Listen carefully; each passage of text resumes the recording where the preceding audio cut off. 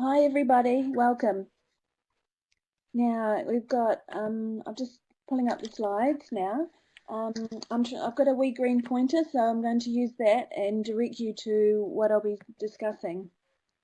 Now to start with, there's so much to talk about. I've put an order of the day, so I'm going to start with some clinical indications. Then we're going to review the anatomy. Some of these things obviously you'll be read and know about, but what I'd like to pass on is just my what I've picked up over the last few, many years of doing these, including the tips and tricks, measurements, the pathophysiology of hypertension, some cases, and the extra stuff. Now, starting off with, we're all aware of the general clinical indications. These are the common things that we see through from GPs and things. Obviously, hypertensive patient or uncontrolled, abdominal bruit, or within the plasma renin levels, and renal failure. So they're common. Now, what I am actually involved in is working for a cardiologist. I get my clinical indications narrowed very significantly. I actually don't do renal artery Doppler on all hypertensive patients, only a very specific group. So this is the group that the cardiologist actually asked for. So anyone under the age of 40 and even mildly hypertensive, absolutely we look at. Greater than 40, pulmonary edema, or if the blood pressure drops rather quickly with an ACE inhibitor, or is accelerated or sudden onset, or resistant to hypertensive drugs. And they must, when the cardiologist describes resistant to hypertension, they mean they're on at least 3 agents, and this is still not controlling the hypertension. And one of those agents is usually also a diuretic.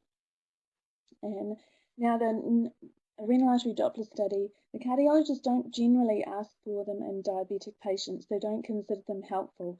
Although in the GP referral base, we do get a lot of them. Yeah. Now we're going to review the anatomy. So as you remember, these are retroperitoneal structures, arise around level L1 to L2 and off each lateral aspect of the aorta. Now, 25% of the population have more than 2 renal arteries. Now, I'm going to be going over this quite a lot because it's a little bit more significant than people realize. So that means 1 in 4. But do we see 1 in 4 on a renal artery Doppler study? No, we see a lot less than that. So the right renal comes off about 11 o'clock and the left comes off at 4 o'clock. And just to remember that your renal veins are actually anterior to the arteries. And so this is important when knowing how to set your colour, because you can have, if it's set too low, then you've got a renal vein bleeding over your artery and not allowing good visualization. Now, just a really nice example of multiple renal arteries, and as you can see how significant it's perfusing a single artery. Sorry, I'm just going to pull my arrow. I know what I've done. Are you there, Shelley? If my arrow, sorry. Start again with my arrow. Stuck. Are you able to help Shelley at all? Thank you. Cool. Got it now. Thank you. As you can see, this accessory renal artery has significant perfusion to the lower pole. So remember that for when we come back to that later, because as you can see, it's not as full perfused from the main renal artery in the lower pole as it is in the upper pole. Now on ultrasound, this is from the IU22, I think. But this is a classic case of, you can see 2 left renal artery origins, and on the right you can see a very early bifurcation. You see 2 renal arteries, but it's got a main origin with 1 and 2 branches. Now, so what I'm going to do is now going into patient preparation. The common preparation we all recognise is 6 hours nil by mouth, or commonly is nil by mouth and water. I do a little bit different from that because my aim is to reduce the gut gas but increase the perfusion. Now I find that 6 hours for me, patients start swallowing air, so I actually do it for 4 hours with no food. Continue normal medication, and I want them to drink 4 large glasses, but I don't want them to hold. I want an empty bladder. Well, not empty, but I don't want them uncomfortable. And then what I usually do is I actually ask them to take a short walk. So if they're parked in the bottom car park, that's what I'm after, because I want, like I said, to decrease the gut, but a little walk and a little water increases the perfusion. Yeah, in optimizing the scan, I do a number of things. This renal artery Doppler study is a challenging exam. So the probe selection is in the vascular preset is just my starting point. I adjust quite a few factors. You can actually play around yourself and maybe set your own presets. You start with your vascular preset, and at the end of that particular scan you've done, if you think that this has been really helpful and you've adjusted and fine-tuned everything, save that preset and remember that the habitus of the patient, and you may need a couple of these. That's what I generally I'd recommend. Now, in positioning patients, I actually start with the patient right up on their side and then ask them to drop their top hip back so it opens out the flank, and using on the right side the liver as a window. So you come up right up intercostal, and as you can see, this is an ideal patient here, but you can actually see this is aorta and main renal artery, and you can see that I've tipped the patient quite a lot because this is actually a vertebral body here. Now, the origins, I do obviously start in the centre with them first lying flat for the origins, but you can actually get the whole renal artery from the right window. And also you can even try it from the translumbar approach. When you go really quite posterolateral, you're away from the gas. Even though it's further away from the probe, you actually move away from that significant abdo gas that really makes it very difficult for us. Now I do the same thing on the left side as well. It's a good way to achieve this is actually a Planck method. So, for example, if you were in B mode before you even put colour on, line yourself up so you can actually see the abdominal aorta from a very coronal plane and the left kidney. And then from there, you can put colour on, but what you've got to remember is you get beautiful views all the way through, but you have foreshortened the renal artery. So just remember that, and use InSpinX to, and you'll find that depending on the size and habitus of the patients, you actually get an S-bend in it from a coronal point of view, and then if you that straightens it out, and you X. So have a look and look in real time, but it's actually a really good way of seeing the left because you've got the liver as a window on the right side. There are suggestions in books that you've read probably a spleen as a window, but that's never been possible. I have never been in a situation where I've been able to use the spleen as a window. I think this translumbar approach is been very successful for me, and I've managed to see it pretty much every time. And you might be further away from but there's no bowel gas. My next thing is, now this is all our physics stuff, which we're all familiar with, but is still extremely important. So we want a reasonable degree of contrast, so we really want those black and whites and less greys. And so I adjust the overall gain, and you remember from the previous image how black and white, and I can actually see at depth the aortic vessel walls. So that's how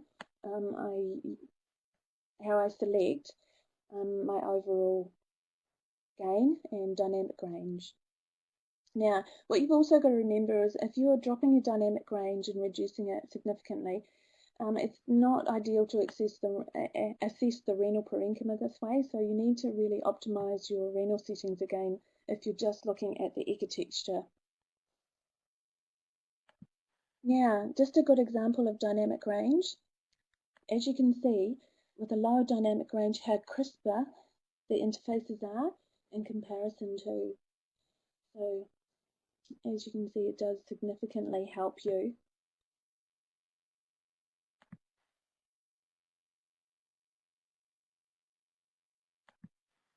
Now, the colour box. I still use a reasonably small colour box. I still think it is important. I know our machines are absolutely fantastic these days, but with a wider colour box, you in a cardiac cycle, especially with someone with a lower heart rate, you can show systolic and diastolic in the same frame if you've got a wide colour box.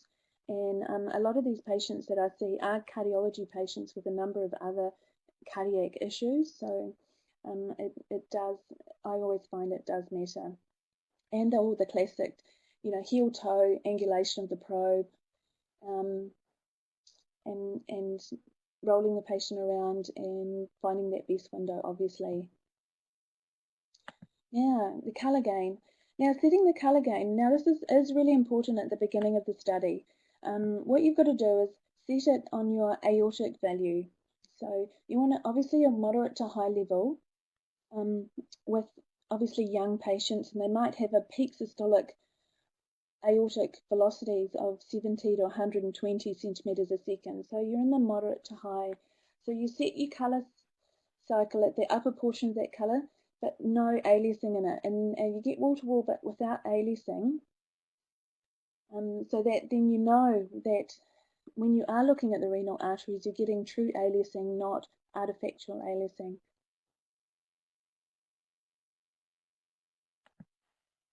Now, this is a lovely example of setting your colour correctly. As you can see, you've got your colour set in this pretty much mid to upper portion of that in comparison to, and you can see at 46 range, whoops, right. Oh. Setting the colour scale a little lower, you can see how you've got aliasing in a normal vessel. So it is important to set this colour accurately. Now, your pulsed wave scale. Also, and similar to colour, you want to show that the waveform it takes up approximately 2/3 of your channel, whereas here it's set too high, so you're not actually being able to interrogate the actual shape and contour of the waveform, which is important later when you're looking for Tardus-Parvus changes.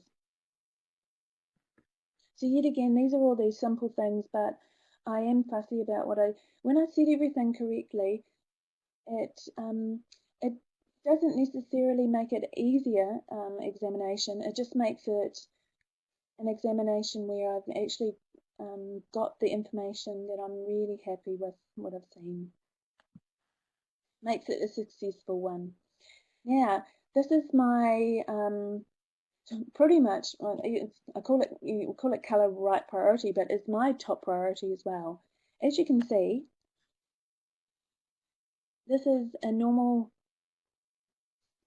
colour priority set for a vascular setting. Now, I actually wind it up to maximum, so there's been no difference between these two slides. The only thing is writing more colour over black and white.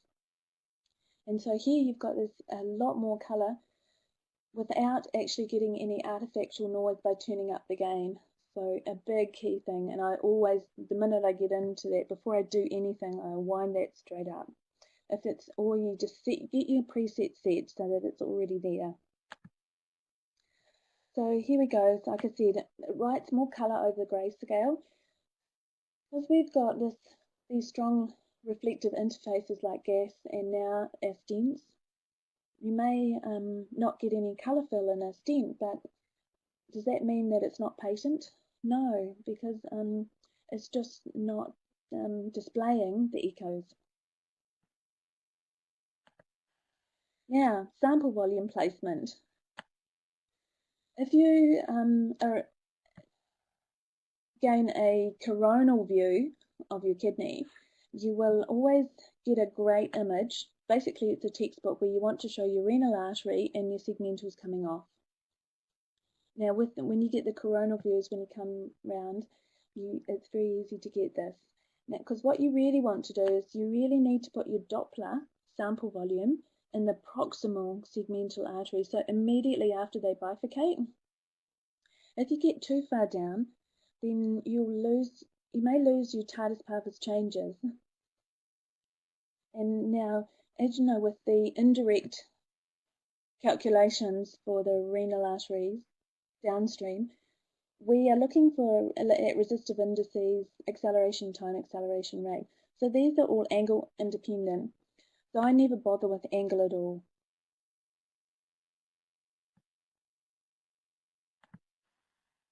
Sweep speed. Yet another, what we wanted to be able to do is we want to see a nice clean upstroke and look at the whole waveform. Now, so you want to set your sweep speed about 3 to 5 cycles.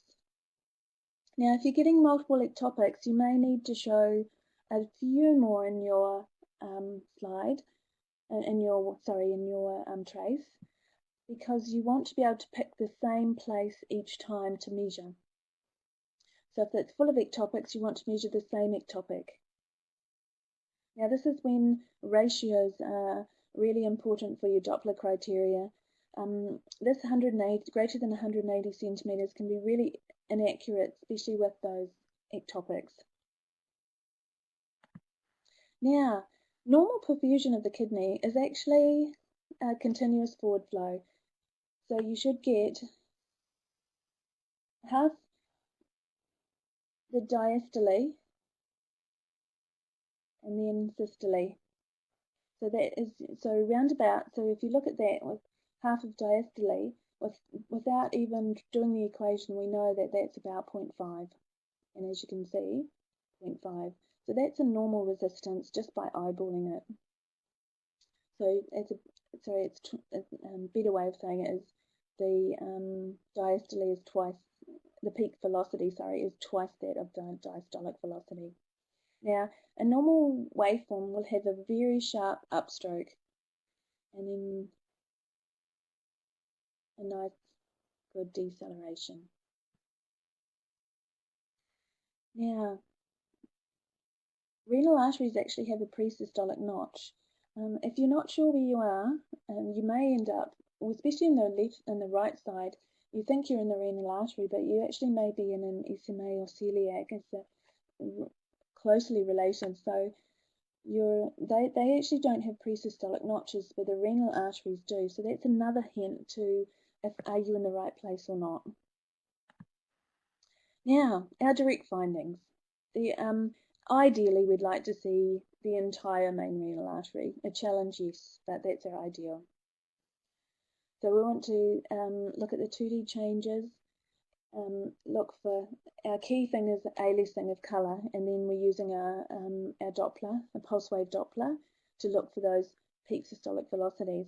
Now we want to sample in the origin, proximal, mid, distal.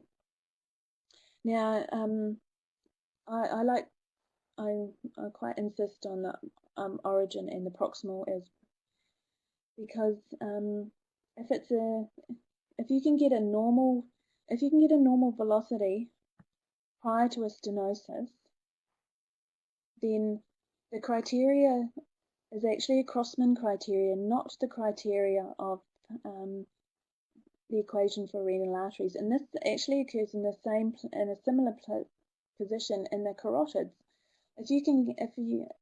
The Naszek criteria with the equation may not be the most accurate velocity. If there's enough of a origin to take a sample in, and then the proximal is a stenosis, then you're using that as your ratio, which is a 2-to-1 ratio to get 50%, not a 3-to-1.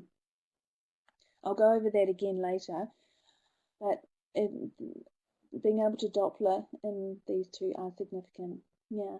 Indirect findings we're after is our upper, mid, and low segmental arteries, and it's immediately after the bifurcation. Now, other indirect signs obviously are our size, our resistive indices, acceleration time, and acceleration rate. So I'm going to go over those individually as we go through. Now, Tardus-Parvus Changes. Now, this is where we get a longer acceleration time, and then a rounding of the peak and a diminished amplitude. Now, this is because the waveform has lost power, so this indicates a proximal stenosis, and this can be anywhere in the body. You can use these, and as you can see, you get feathering of the waveform, and you get filling in of the acoustic window, because you've got in that sample volume, you've got a number of velocities, of mixed velocities in that sample volume. Yeah, resistive indices. A soft sign. Now, with diabetic patients, they very commonly have small vessel renal disease. So they're commonly greater than 8. And so renal Doppler downstream changes may not be specific in a diabetic population. So they're the cases where it's even more essential to have a direct visualization of the main renal arteries.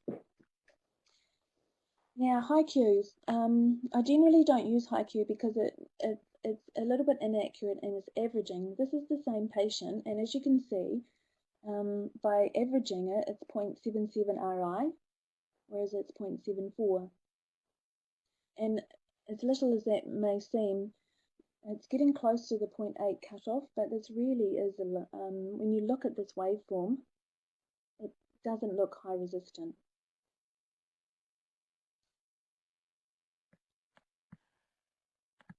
Now, acceleration time. So this is a measure of the first initial upstroke, and that I would like to emphasize quite a lot. So it is from this point here to this point, not this point. So you want that first initial upstroke. Now this is where the scale becomes extremely important. If your scale is set inaccurately, then you're not going to see the whole upstroke. You may only see just the peak, and so measuring an acceleration time from here to here would give the impression that it was delayed, which is a false positive. Now, yet again, this is me and my scale, just to give you an example, how difficult it is. And this is actually the same patient. And as you can see, when I've set the scale correctly, I can see the whole upstroke, whereas here it's actually very difficult to see. And I think it might even be if you look from here to there. But if you weren't really assured of that, then you would actually measure up to here. So scale is everything. Now, acceleration rate. It is an additional piece of information, and not to be relied on in isolation. And I don't actually use it that much now. I'm not sure what other people and their experiences. But it's very more obviously the weaker of them all. Renal lengths. Now, uniformly by 50% or greater than 2 centimeters. Now, with focal areas affected, you can get focal shrinkage of the kidney, a very low yield pickup, but be aware that that is one thing that's available to or should be looked for. And then also look at, you're going to get reduced renal function with cortical thickness of less than a centimetre. So that's going to, and with those patients, you're going to have a high resistance peripheral bed. Yeah, just a nice example which I've had for a long time, showing a normal side with a quick acceleration, pre-systolic notch. And you can even see that in the segmentals when there's a normal flow. And if you can see here, you've got a nice acoustic window with peak systolic. Looks like it's about 100. When in comparison to downstream, very damped Tardus-Parvus waveform, and then significantly high velocity. So it's just a nice example of that. Yeah, the next one. Now, a renal criteria. Now, we all know about the less than 60 and greater than 60%, and we've been using those and well aware of those for years. And so now this is where I've learnt something recently myself, which I actually got out of a vascular section out of my cardiac book of all. Now, they now use also another criteria. We can automatically put something greater than 80% if the end diastolic is over 150. So just something to be aware that yes, there is actually another criteria. So our less than 60 is the ratio of greater than 2 but less than 3.5. Now, our peak systolic velocities, yeah, they are important, but if you've got a peak systolic velocity in the aorta of, say, 100 centimetres a second, it's going to have to be greater than 350 to get a greater than 60% stenosis. Now, this is where the ratios become important, and now the peak velocity, the peak systolic velocity, not so helpful. Whereas if you've got somebody with aortic flow of 50 centimetres a second, your ratios may not be helpful, but now your peak systolic velocity becomes into its own. So really look at the whole picture and not just that strict criteria. What does it look like to you? Now, don't forget, on the occluded main renal artery, you can have very low monophasic flow in the distal renal artery, just to be aware of that. Now, pathogenesis. Now, we all know about plaque, atherosclerosis. Now, it accounts for 3/4 of renal artery lesions. Now, the most common is seen at the ostium or within 2 centimetres of the origin. Now, this is why I talked about if you can Doppler and get a normal velocity in the origin, but the stenosis is actually a little bit further down, then this is where you're using Crossman criteria of stenosis in a tube, what you'd use for lower leg arteries. And that's when doubling at 50, tripling it's about 75. So just be aware of that. Now, more common in men, occurs at branch points and points of fixicity, and there's either thickening of the wall or narrowing of the lumen. Now, in this specific group, if there's not much difference in the BP, there may not be any difference in the BP when treating them. We don't actually treat all atherosclerotic stenotic lesions in the renal arteries. It's a complex issue where they look at the hypertension, the blood, i.e. the renin, and how stable the hypertension is. Now, if it is a group, if it's a patient where the stenosis doesn't actually affect the hypertension, then we probably just sit on that and watch it for a while. We don't actually necessarily go in and treat all of these now. Used to, yes, but not now.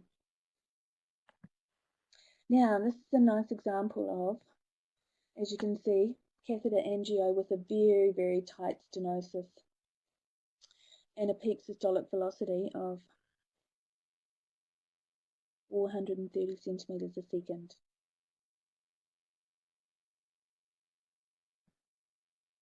Now, on the newer criteria used, it does look tight here, but with the catheter in the way, you really can't actually tell. Whereas I want to show you another example of one that I've done recently, and this is actually a stent in the renal artery, main renal artery. Now, this is a re-instant stenosis, and you can see the point of aliasing, and look how high I've actually got my colour scale, right up at 71. Sometimes I've even had it up at 90. It depends on the perfusion of the patient. So what you've got to set is that aortic flow first, and then you're going to know what's actually artifact and what's real. And here you can see that I'm getting an end diastolic velocity greater than 150. It's actually 185. So immediately I can actually put this into the greater than 80% stenosis. Now, grab what you can. This is more the ideal. And I haven't actually got my pulse wave gain up that much, but I can still get an impression of where you are. Now, as you know, these are really difficult with cases with people that have maybe short of breath or not able to hold their breath long. So if you have to do it 2-3 times, great, but just even if it's just one waveform that you've captured, take it, grab it. You can always delete later, but keep them all first and then select later if you need to. But I tend to keep them all because it shows it's more indicative of a pattern that's actually real. Now, this is actually a cine loop, and unfortunately we can't play it over the web, but you can actually see, what I wanted to show you nicely is you can see the walls of the stent and actually see there's some little hypoechoic soft plaque there and aliasing the colour. So you can actually just see that, and also you can see a dilatation post-stenosis of that. Now, a nice example of post-stenotic turbulence with the feathering. Very difficult in this case because it was that high grade, greater than 80% stenosis, where it's difficult to even measure acceleration time. We're not really after acceleration time anyway in the distal, but you can see a damped Tardus-Parvus changes. Now, this is why I showed you that perfusion image. If you can remember back in the first image I showed you of an angio, and it has a normal renal artery and a normal accessory renal artery. Now, knowing that 25% of the population, 1 in 4, has an extra renal artery, if you can see them, you must interrogate the whole length of it. But this is just a really nice example of yes, Tardus-Parvus changes are helpful, but I generally tend not to rely on them because this is the reason why. Now, this patient actually has an accessory, which was demonstrated in a previous angiogram, actually had an accessory lower pole renal artery. Now, as you can see, it's a normal waveform. Diastolic is half that of the systolic velocity. It's got a good upstroke. It's even got a pre-systolic notch. Now, in the same patient on the same side with that high grade, greater than 80% stenosis, we now have Tardus-Parvus changes in the upper pole of that kidney. So if you do have an accessory renal artery, remember that you get filling in from that accessory renal artery, you get good perfusion from that. So you're not necessarily going to get Tardus-Parvus changes. So that's why, yes, they are helpful, but I don't tend to rely on them at all. Now, another case is showing a high-grade stenosis. Here, you can actually see this is actually dilatation post-stenotic. And it was and this is yet again one of those cases where you grab what you can. And as you can see, the rest of my waveform is not ideal, but I actually have got one.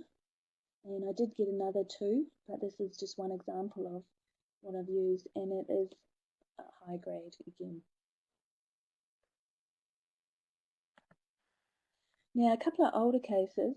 Now, this one in particular, the right side, is actually less than 50% stenosis, and you can see on power here, there's just a little pinching in of this.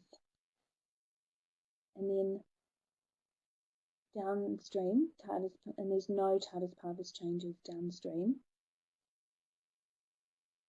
Now, these are the cases now where, from a cardiology review, they may not treat this patient. If it is not the cause of their hypertension, if it's more systemic, then they will not go in and do this. So, yes, I may follow them on a yearly basis to see if they've got a good baseline, then only if their blood pressure spikes. Now, this is in bottom is another example of a greater than 60% stenosis, equal 30 centimeters a second. Now, my scale's not too bad, but it could be better, but I'm already low here anyway, and you have got Tardus-Parvus changes. Now, the other group, which we know about, is actually fibro-muscular disease. Now, it's only about 3% of renal hypertension. It's a difficult group to study because there's actually not a lot of data. Now, you can have fibromuscular dysplasia in the medium-sized vessels, for example, your carotids, renals, and be completely asymptomatic. Etiology is still unknown. It may involve segmental branches. It generally has quite a genetic and hormonal influence. And the other key thing is it can cause aneurysms and dissection. Now, FMD is helpful to treat. It is a cause of hypertension. Now, as we know, it can either involve the intima media or adventitia and involve fibrous thickening. And now you can get a string of pearls appearance or just one focal area. It may be unilateral, maybe bilateral.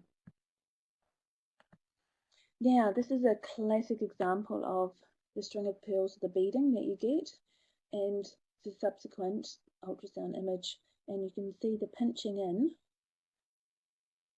of a number of multiple stenoses. Now, even eyeballing that, you know that that's well and truly less than a 50%, each of them. Now, as I was describing before, you can have dissection and segmental artery aneurysms. There may even be an aneurysm of the main renal artery as well. That's a lovely example. Now, from a cardiology point of view, in atherosclerotic patients, there's about a 90% response.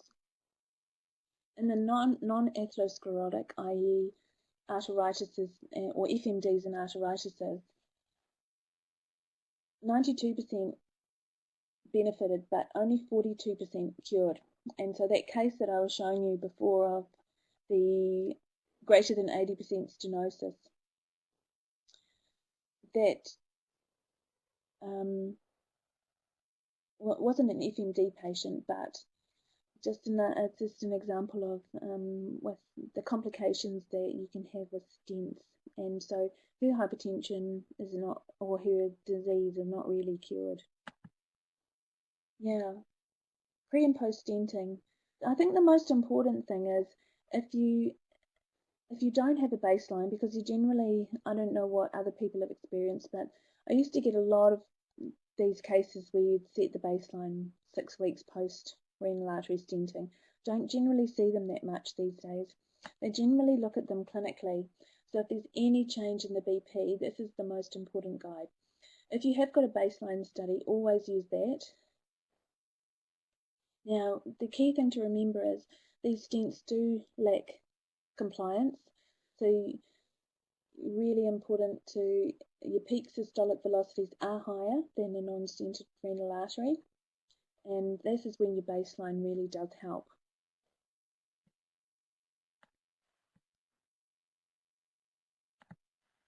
Now, limitations and pitfalls, there's lots of these, as we know. Bowel gas, poor patient preparation, patient habitus.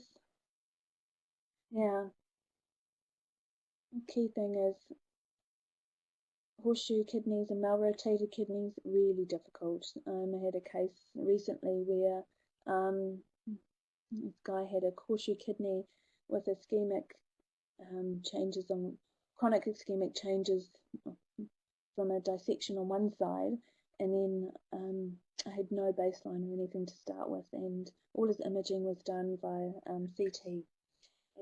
They are the difficult cases. You're not sure what you're looking at there. Now, my experience. Now, what I think is the accumulative effect of multiple stenoses, i.e. from FMD, they generally don't cause Tardus-Parvus changes.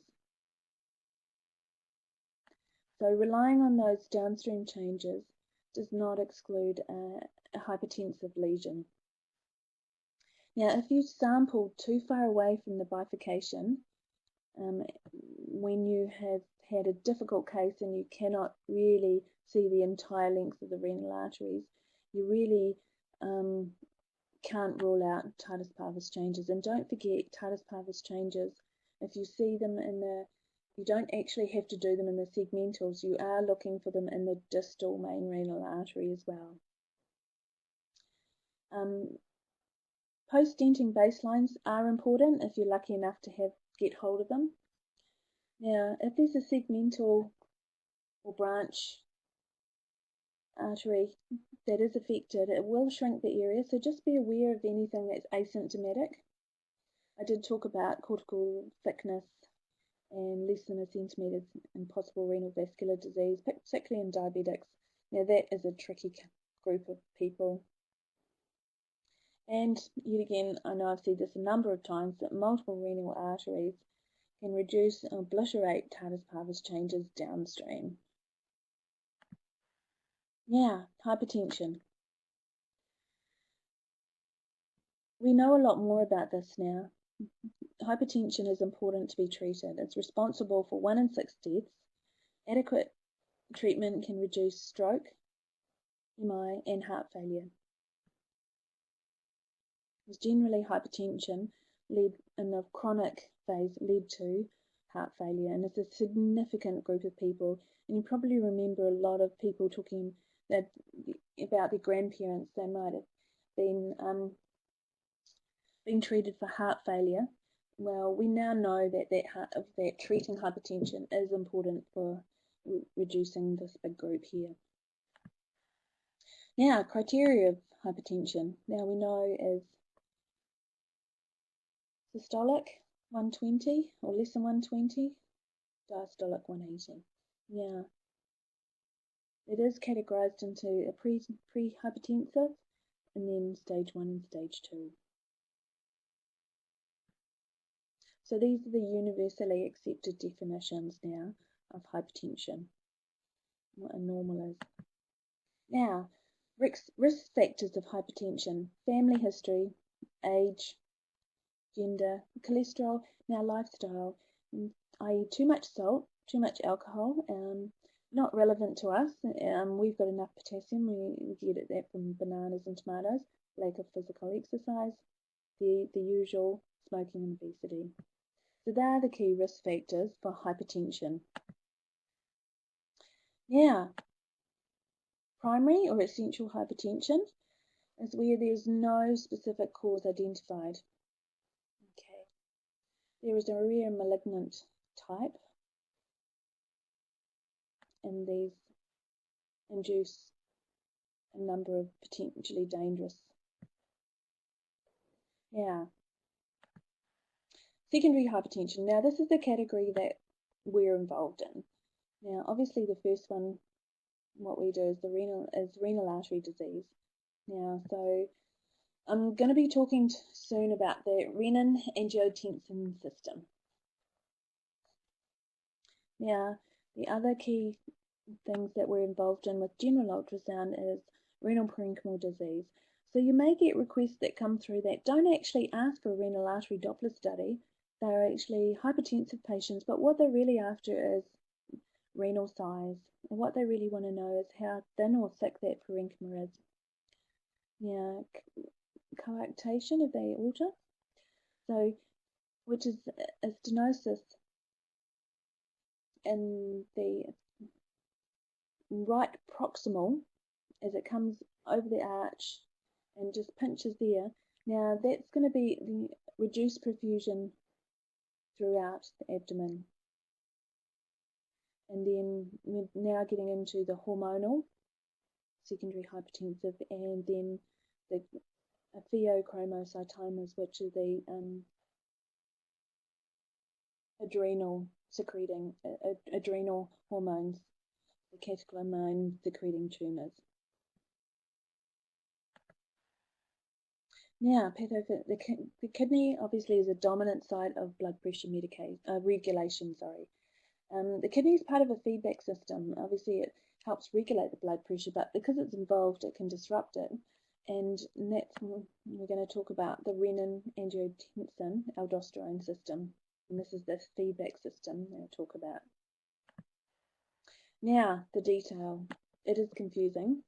There's a number of, you go onto the internet and you can find a number of diagrams and things. If you're really interested, go and find something that is specific to you, because like I said, there's just so many wheels and circles and things. Now, the key thing is angiotensin. It starts with secretion of renin into the bloodstream. Now, that obviously renin is what we, and along with a number of other things that we can give patients blood forms to check. Now, this renin is secreted by the juxtaglomerular cellular cells, in the kidney. Now, this renin acts on angiotensin. Now, angiotensin 1 is then converted by an angiotensin converting enzyme, ACE. Now, we'll come back to that a little bit later, and this is why I've mentioned this, is because I'm actually going to talk about some of the drugs, and this will finally start clicking and working and wondering how these fit in together. Well, this is where it comes into. So angiotensin 1 is converted into angiotensin 2. Now, this angiotensin 2, now this is your vasoconstrictor. Now, it's a hormone that acts on the smooth muscle, and it also increases the cardiac contractility. Now, it is also acts on the sympathetic nervous system as well. So it does a number of things, this angiotensin 2. It also stimulates the adrenal glands to secrete this aldosterone. Now, aldosterone then acts on the renal tubules to maintain plasma volume and indirectly affects the BP. So the key thing here is, what you've got to remember is, angiotensin is a strong vasoconstrictor, and it directly supports the blood pressure. It's just at what direction it's going in, up or down. Now, like I said about diagrams, this is one of the ones that seems to work with my brain. So as you can see, renin, the increases in the renin sets off the angiotensin, which then converts angiotensin 1 into 2 through the ACE. And this is where you get your negative feedback, because then angiotensin 2 then as a vasoconstrictor acts on the angiotensin. Now this whole group over here with the increase is aldosterone is another group completely, which I haven't really gone into because it's all a lot of the bloods and things have to be incorporated into the talk for that, and that's another huge group.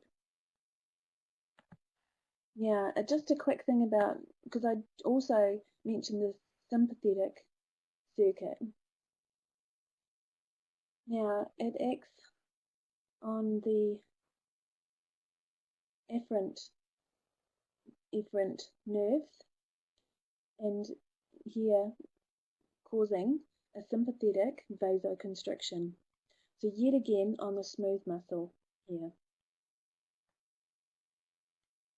Yeah, you'll in a few moments you'll understand why I brought this up. Now, medical therapies. Now, this is the key. Now, diuretics. Now, we all know what they are. Now, they reduce the fluid load. So by reducing the volume, therefore you reduce the pressure. So that's one type of drug. Now, your other type is a beta blocker. Now, that blocks the adrenaline system. So this acts on the sympathetic nervous system. It's also good for an anxiety state. Now, this slows the heart rate and reduces the peripheral resistance. So this is what a beta blocker does. Now, calcium channel blockers, they also reduce the pressure in the peripheral vessels. Now, this is where that ACE, and so we often hear patients who are on ACE inhibitors. So if you remember that cycle, this is where they get their name from. So what they do is they actually relax and dilate the vessels, and therefore reduce fluid retention. So that's how an ACE inhibitor. So these drugs, they activate at different parts of that circular system to try and feed back into the system to vasodilate rather than vasoconstrict. Now, there are drugs being developed all the time, and the latest group of drugs is the angiotensin 2, and as you can remember from that cycle, it also acts like a blocking agent, but acts in a slightly different way. Yeah.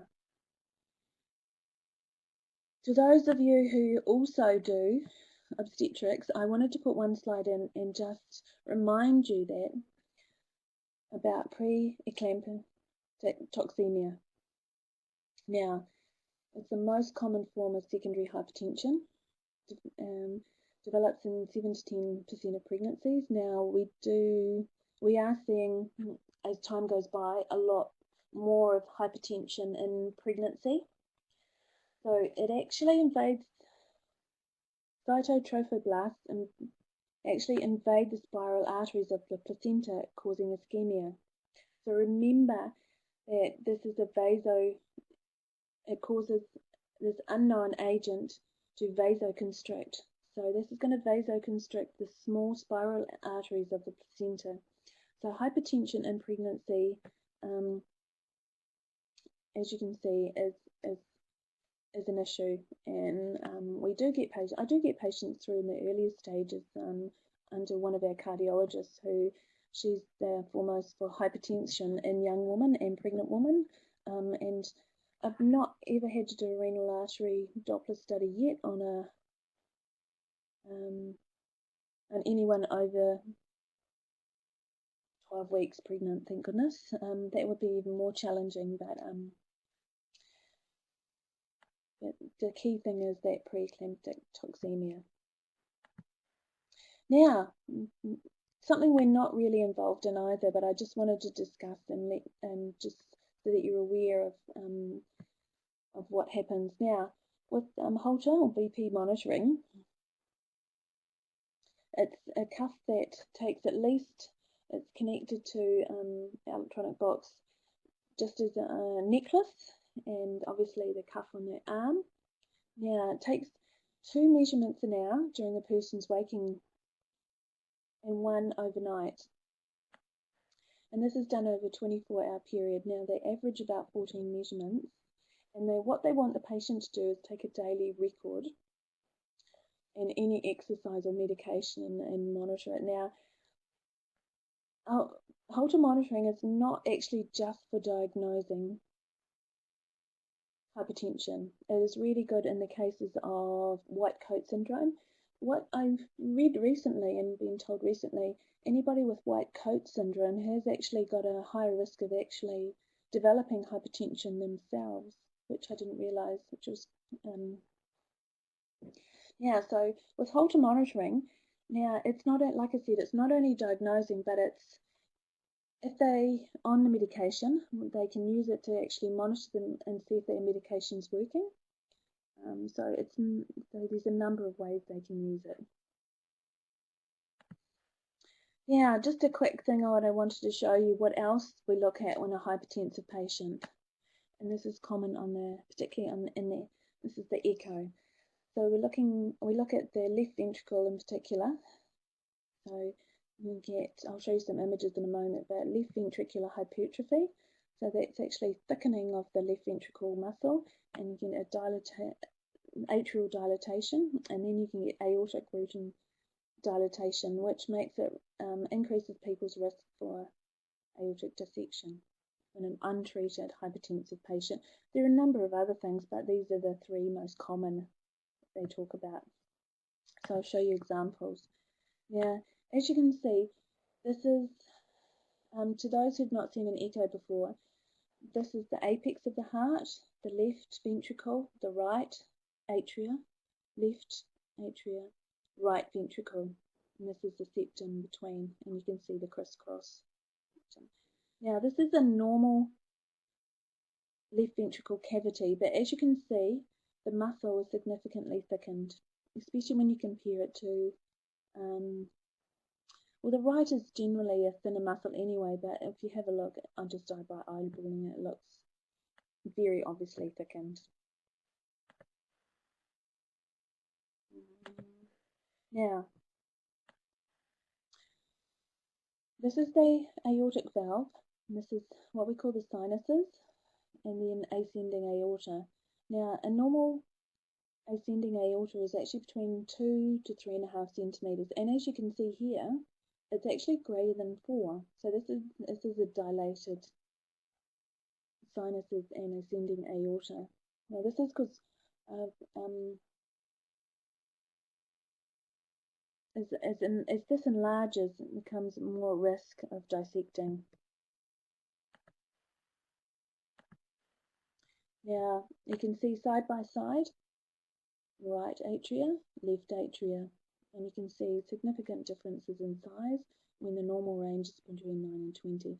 So that heart is having to work a lot harder. It's having to try and force more blood through the left ventricle and out, and so the back pressure is dilating up the left atria. Now, this is why I talked about the sympathetic nervous system. Now, renal denervation has actually been around for 50 plus years. They actually used to do it under surgical, and it was quite a brutal surgery. As things move along with the modern technology, they went to catheter-based renal denervation. So this is where they ablate the sympathetic nervous systems that run along the renal wall. Yeah. So what they do is they treat in a circular pattern. And so what they're trying to do is actually turn off the sympathetic nervous system so that it will try and decrease the blood pressure. So we do it, and it's done along the length of the vessels. Now, post-procedure, if you ever ultrasound there, what you're really after is actually patency and dissection, and obviously any groin hematoma or false aneurysm from post-catheter procedures. But this is the key thing, is patency and dissection, particularly dissection. Now there was a big trial, and it failed to meet its primary points. And so the key things were the drug changes, and the population didn't respond to this, and there were too many inexperienced operators and too few burns. So this catheter examination was at this point is stopped in the market. Now, what is on the horizon is actually an ultrasound guided system, where the catheter base was from internal delivery, i.e. a catheter inside the artery. Now this is from delivering energy from outside the body in an ablatant area. So, and they actually use color Doppler ultrasound to locate the renal artery. And this is a basic small ultrasound unit in the table. So thank you very much for listening. I hope I passed on as much as I could, and that everybody got something out of it. And if you've got questions, please ask away, and I'll try my best to do so. Thanks, Anita. That was really great, and you're so lovely to listen to. Your voice is beautiful. Anyway, so Yvonne's got a question. So she wanted to question the fact that you get the patient to go for a short walk, but she's wondering if this makes a difference in the flow in the aorta. She's had a case where the reading in the aorta was high initially and then was lower later in the scan. What are your thoughts on that? I haven't experienced that myself yet, but I do understand what she means in those vascular paths. I don't want them doing a huge run round the park or a huge walk. I basically just want them walking up from the car park. I just need a 5-minute, rather than straight out of the car and into the rooms. I just need a 5 to 10 minute, walk. Yeah. Okay. So we've got another question from Joe. So with diabetics, how often do you actually see a renal artery stenosis?